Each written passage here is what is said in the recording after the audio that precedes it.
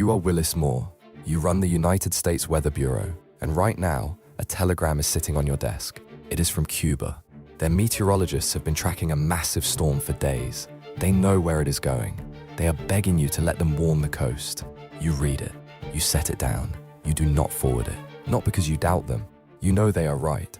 But they are foreign scientists, and you are not about to let foreign scientists tell Americans what to do on American soil.